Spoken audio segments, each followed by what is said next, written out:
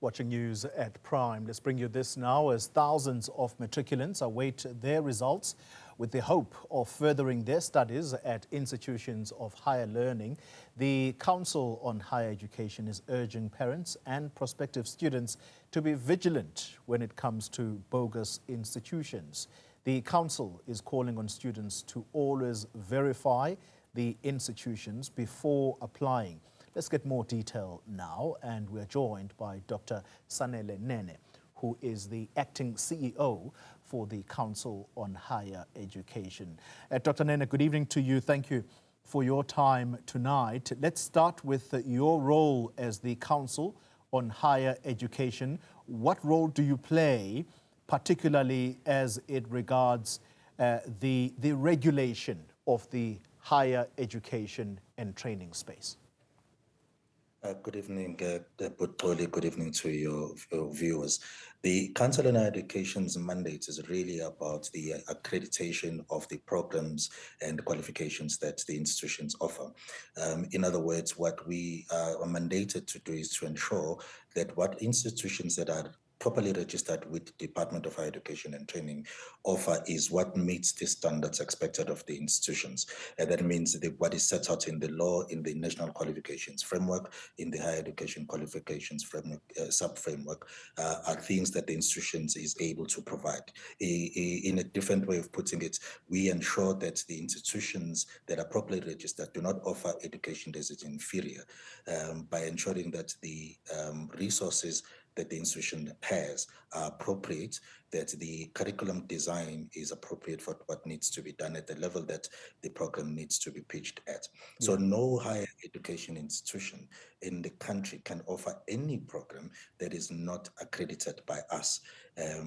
If that is the case, then we call that a suspect institution or a bogus institution, because ours is to ensure that at the end of the day, what the students are qualifying with, what they graduate with, is what can be recognized throughout the country. Because when we accredit something, we then register it with the South African Qualifications Authority, and it becomes part of the database that the South African Qualifications Authority keeps. So that is really our mandate, to protect students and the broader society from inferior education, but also from bogus institutions as best as we can. Yeah, that role very clear indeed, as you've explained.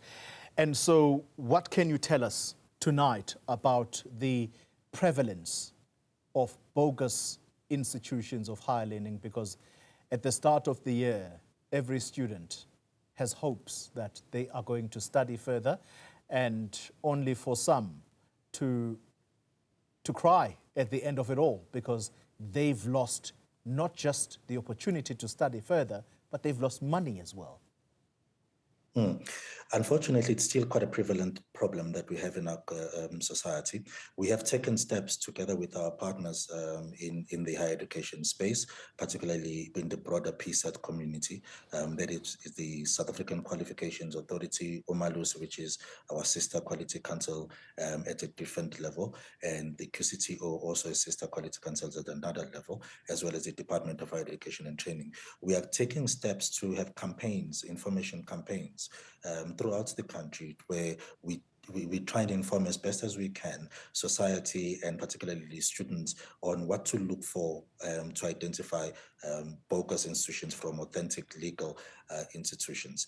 We unfortunately can't say at this stage that this is a war we've won, because you shut one institution today, it springs up tomorrow in a different way in another place. But by and large, we have been able to succeed in getting the information across about what people could be looking for, what they should be looking for, to identify what is and isn't a suspect institution or a bogus institution. So there's a lot of information that we issue throughout the years. We also then say to students and parents that if you are not sure about the institution that you're applying to or you intend to apply to, check first. The Department of Higher Education and Training keeps a register of all private higher education institutions and the programs and qualifications that they offer, as well as the sites where they offer those, and those would have been accredited and approved through the CHE processes as well as the department's processes. If not, then check with the SAQA system there, where they keep qualifications, and those qualifications are linked to the institutions themselves. Or alternatively, you can check with us. We can then check for you whether the institution that you intend to apply to is in fact appropriately registered by the department, as well as has its programs accredited by us as the CHE. Yeah. But we can't say at this stage that this is a problem that has gone away, because it is an opportunity for criminals to do what criminals do best, and it is to mislead people. So we urge vigilance at this stage. I'm keen to know, Dr. Nene, what your role would have been in mid-December. I think it was the 15th of December, when an announcement came that 3 institutions of higher learning, namely City, Varsity, Damelin, and ISESA, were going to be deregistered. Did you play any role in that regard, and what brought this decision about? So this particular decision is solely the responsibility and jurisdiction of the department and the minister concerned. The CHE does not have at this stage any role to play with that decision, because it's not related to accreditation, rather to the department's own registration processes, which are different from our accreditation processes. Ours feed into the decisions about the registration institutions, but they are not necessarily about the deregistration of those institutions. So at this stage, the CHE cannot comment on the motivation behind the decision that the department made. Only the department will be able to provide a comprehensive response to that. Yeah. All right. And I take your point. That is to be dealt with the Department of Higher Education and Training. But as regards your role in protecting students, particularly when it comes to making sure that they get qualifications from accredited institutions. So these institutions were valid not so long ago. Do students who have obtained qualifications from the 3 of them, as I've mentioned, do they need to worry about the integrity of their certificate or certificates? More broadly, without speaking to the registration issues, more broadly, what we say that if an institution has graduated, if a student has graduated from an institution which was offering a program or qualification that was accredited at that time, then that student's qualification is valid. That is what we would say. From an accreditation point of view, if the institution still exists and still offers programs that are valid in terms of what we've accredited, and we have not withdrawn that accreditation, and the student graduates with that qualification remains valid regardless of what happens to the institutions thereafter.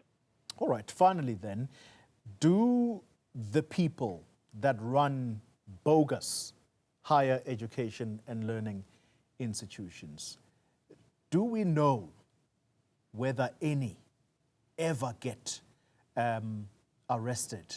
Are there consequences for these people? Because there are many victims out there that would love to see some of these people who've been running such institutions really go to jail. Unfortunately, I cannot give you a specific case where the person has been arrested and subsequently convicted.